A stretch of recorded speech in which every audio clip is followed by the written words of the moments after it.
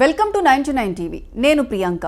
Donald Trump అమెరికాకి అధ్యక్షుడా లేక ప్రపంచానికి అంతటికీ అధ్యక్షుడిలా వ్యవహరిస్తున్నాడా? ట్రంప్ తీరు చూస్తుంటే ప్రపంచాన్ని తన పాదాల కింద పెట్టుకోవాలని ఆరాటపడుతున్నట్లు తెలుస్తోంది.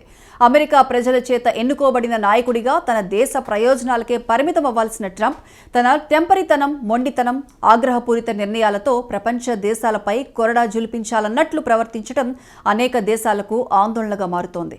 కొందరికి ఇది ఇబ్బందికరంగా ఉంటే మరికొందరికి ముప్పుగా మారుతోంది. చరిత్రను తిరగేస్తే రాజ్యకాంక్షతో రాజులు చేసిన రక్తపాతాలే ఎక్కువగా కనిపిస్తాయి.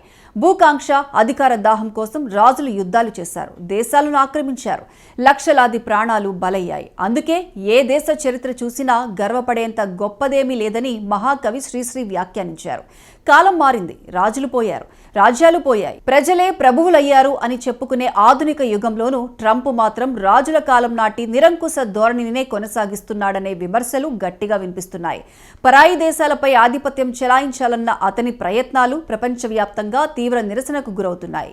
ఇలాంటి కఠినమైన, కిరాతకమైన విధానాలను అనుసరిస్తూనే మరోవైపు తాను శాంతికి ప్రతీకనని, ప్రపంచానికి శాంతి తీసుకొచ్చే నాయకుడినని చెప్పుకోవడం ట్రంప్ వ్యవహారంలో అతిపెద్ద కామెడీ. అంతేకాదు, తనకు శాంతి నోబెల్ బహుమతి రావాల్సిందేనని కూడా బహిరంగంగానే ప్రకటించడం ప్రపంచాన్ని ఆశ్చర్యంలో ముంచెత్తింది. నిజంగా శాంతిని కోరుకునే నాయకుడు ఎవరైనా యుద్ధాలను ప్రకటిస్తారా?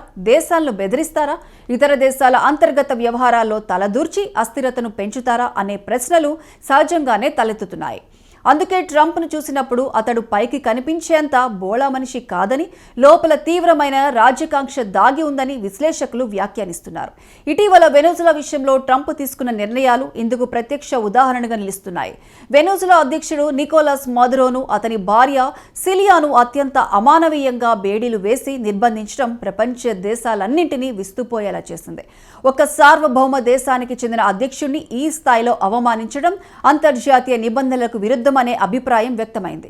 ఆ తర్వాత వెనెజులాకు తాత్కాలిక అధ్యక్షురాలుగా డెల్సీ బాధ్యతలు స్వీకరించినట్లు ప్రకటనలు వెలువడ్డాయి. మదురో మాదక ద్రవ్యాలను అమెరికాకు సరఫరా చేసే ముఠాలతో సంబంధాలు పెట్టుకున్నాడని ఆరోపిస్తూ ట్రంప్ ఈ చర్యలకు పాల్పడ్డాడు. కానీ ఈ ఆరోపణలకు సంబంధించి ఇప్పటి వరకు స్పష్టమైన ఆధారాలు వెలుగులోకి రాలేదు.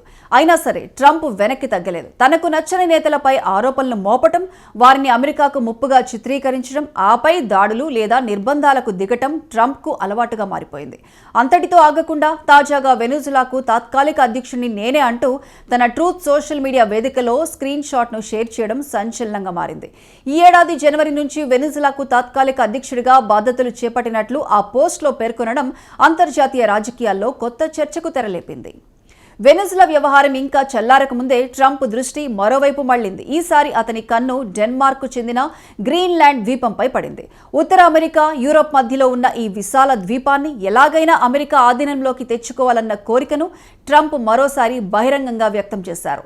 గ్రీన్లాండ్ సొంతమైతే అమెరికాకు సైనిక వ్యూహాలు రచించడం మరింత సులభమవుతుందని, భవిష్యత్ యుద్ధాల్లో ఇది కీలకంగా మారుతుందని అతని లెక్క. ఇప్పటికే వాయువ్య గ్రీన్లాండ్ ప్రాంతంలో అమెరికా సైనిక స్థావరం ఉంది. అంతేకాదు, అరుదైన ఖనిజ సంపదకు గ్రీన్లాండ్ నిలయంగా ఉండటం మరో ప్రధాన కారణం. ఈ ఖనిజాల కోసం చైనాపై ఆధారపడాల్సిన అవసరం లేకుండా పోతుందన్నది ట్రంప్ దురాలోచన. 2019లో తొలిసారి అమెరికా అధ్యక్షుడిగా ఎన్నికైనప్పుడే గ్రీన్లాండ్ కొనుగోలు చేయాలని ట్రంప్ ప్రయత్నించాడు. అప్పట్లో డెన్మార్క్ ప్రభుత్వం ఆ ప్రతిపాదనను తిరస్కరించింది. ఇప్పుడు మరో అడుగు ముందుకు వేసి నేరుగా అక్కడి ప్రజలను ప్రలోభపెట్టే ప్రయత్నం చేస్తున్నాడనే విమర్శలు వస్తున్నాయి. డాలర్లు కుమ్మరించినా సరే గ్రీన్లాండ్ సొంతం చేసుకోవాలన్న ఆలోచన ఒక ప్రజాస్వామ్య దేశ అధ్యక్షుడికి తగినదేనా, లేక ఇది నిస్సందేహంగా నిరంకుశ ధోరణేనా అన్న ప్రశ్నలు ఉత్పన్నమవుతున్నాయి. ఇదిలా ఉండగా ఇరాన్లో నెలకొన్న ఉద్రిక్త పరిస్థితులను కూడా ట్రంప్ తనకు అనుకూలంగా మలుచుకోవాలని చూస్తున్నాడు. ఇరాన్లో ప్రజలపై అణచివేత జరుగుతోందని, నరమేధం సాగుతోందని దొంగ ఏడుపులు ఏడుస్తూ తమ దేశంలో ఆశ్రయం పొందుతున్న ఇరాన్ బహిష్కృత యువరాజు రెజా పహ్లావీని ముందుకు తెస్తున్నాడు. ఇరాన్ అంతర్గత వ్యవహారాల్లో తలదూరిస్తే తీవ్ర పరిణామాలు ఉంటాయని టెహ్రాన్ వర్గాలు హెచ్చరిస్తున్నా ట్రంప్ మాత్రం వెనుకడుగు వేయటం లేదు. పరిస్థితులను గంటకు గమనిస్తున్నామని, అవసరమైతే రంగప్రవేశం తప్పదని చెప్పడం ద్వారా అశాంతిని మరింత రెచ్చగొడుతున్నాడనే విమర్శలు వెల్లువెత్తుతున్నాయి. సిరియా విషయంలో కూడా ట్రంప్ వైఖరి అదే. ఐసిస్ ఉగ్రవాదులపై దాడుల పేరుతో భారీ స్థాయిలో వైమానిక దాడులు చేపట్టినట్లు అమెరికా ప్రభుత్వం ప్రకటించింది.